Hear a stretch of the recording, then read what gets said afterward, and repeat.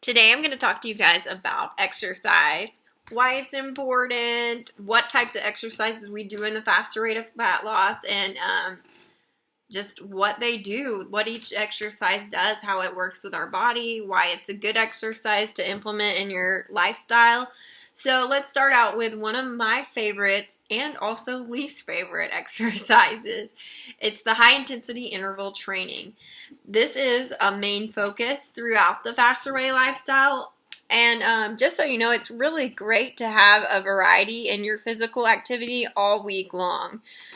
HIIT is a mix of Tabata cycles, EMOMs, which is every minute on the minute, and speed intervals that support glycogen depletion, especially when paired with your low carb days.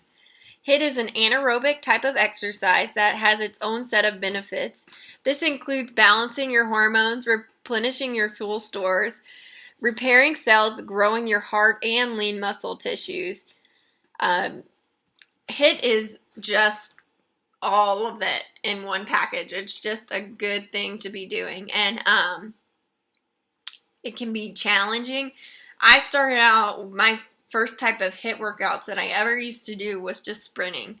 And that is also one of the first faster rate of fat loss used to only do sprinting workouts. On low carb day, we would just sprint. And now they have so much more variety, like the ones I mentioned, like Tabata and the EMOMs, and just a regular old-fashioned HIIT workout. And so it's just really cool to see how the program's grown from just being sprints or all these other awesome variety of workouts that you can try in each day.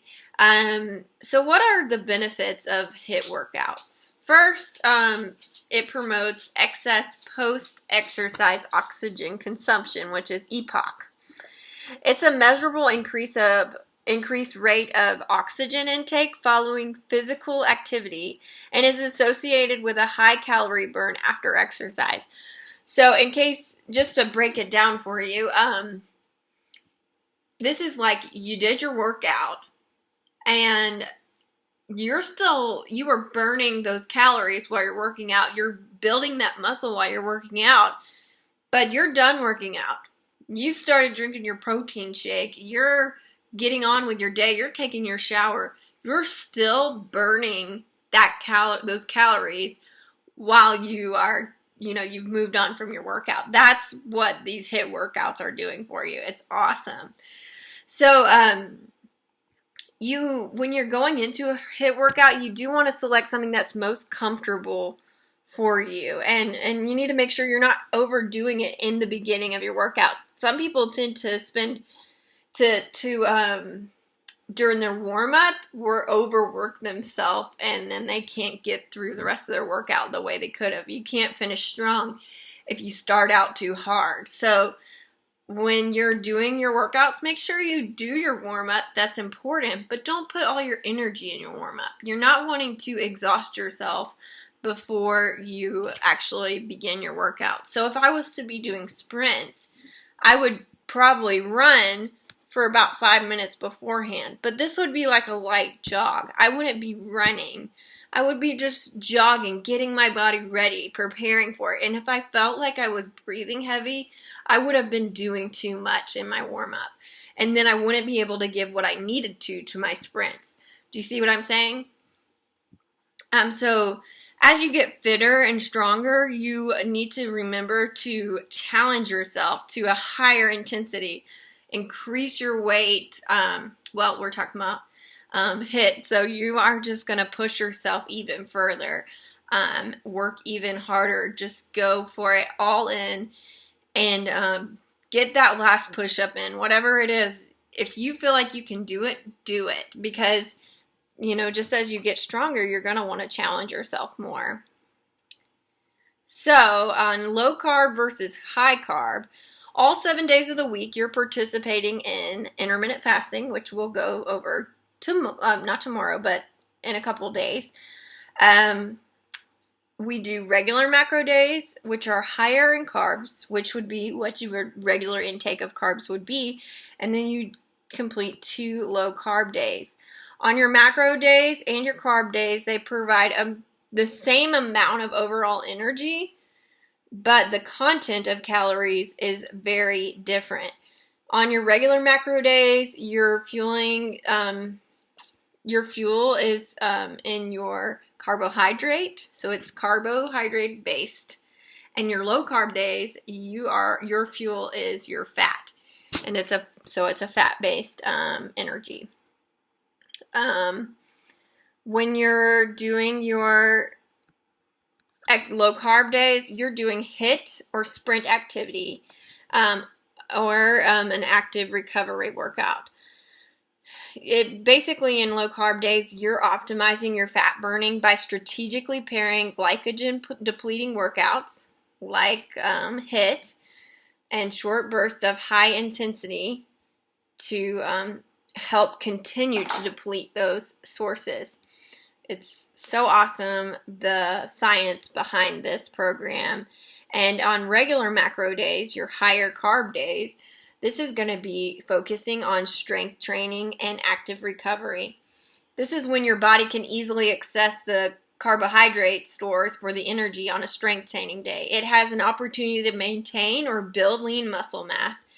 And if you continue to do this kind of eating pattern, low carbohydrate eating pattern on your strength training days, you could lead to a breakdown in your lean muscle tissues for energy, which is not what you want. And it's another reason why focusing on a low carb diet long term is not successful, and you will fail eventually. Your body will literally break down if you're pushing it and you're not giving it the energy that it needs to have those kind of workouts. So I really, really encourage you to be fully educated before you jump into any kind of dieting. On a rest and recovery day, this is one of the most important pieces of a faster way to fat loss. It helps you have a healthy metabolism, happy hormones, a leaner body composition, and rest. It just needs to be prioritized across the board. I'd say we probably all experience a lot of overtiredness in our life.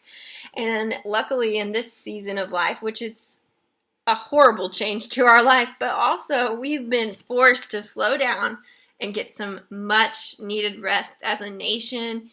And, as the world, I think we all are desperate for rest, and it's so good for your body. And if all you did was focus on rest and nutrition, you would see some incredible results in your life. So I can't talk to you more about rest. And I think it's so important. I could talk to you more about rest, but I think it's so important to address it during this exercise conversation, because rest is so undervalued in a lot of exercising routines. And at least I kind of grew up, and what I implemented with my exercise routine was work, and very little rest. I didn't understand the concept of a rest day, and it has totally transformed my mindset and also my body composition and also just my life. It's just incredible to have a rest day and to know that it's exactly what my body needs, and I'm doing what my body needs. You need to consider it a non-negotiable. You need to take at least 1 to 2 full rest days. And I would encourage anyone starting out to always take 2 full rest days.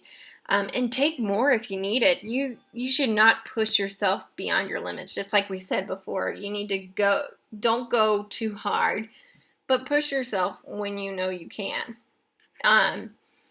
An idea for a recovery is like a long walk, maybe 8,000 to 10,000 steps if you count your steps. A hike with your family or your friends, not so much okay right now, but you can find places to hike.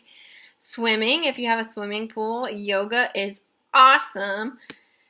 And on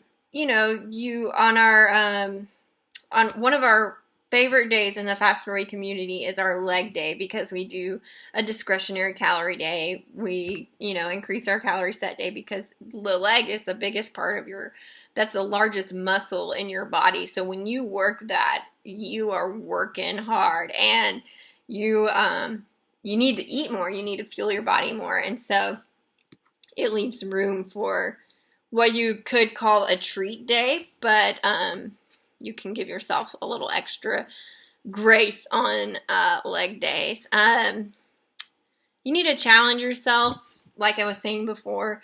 When on your strength days, if things are getting a little too easy, and you'll know when they're easy, you need to up those weights. And this is stuff that we will talk about more if you were to join me in the faster rate of fat loss.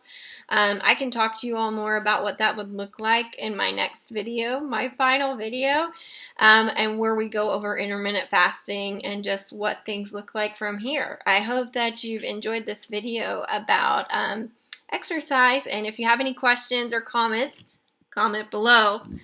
You ladies have a wonderful day. Thank you so much.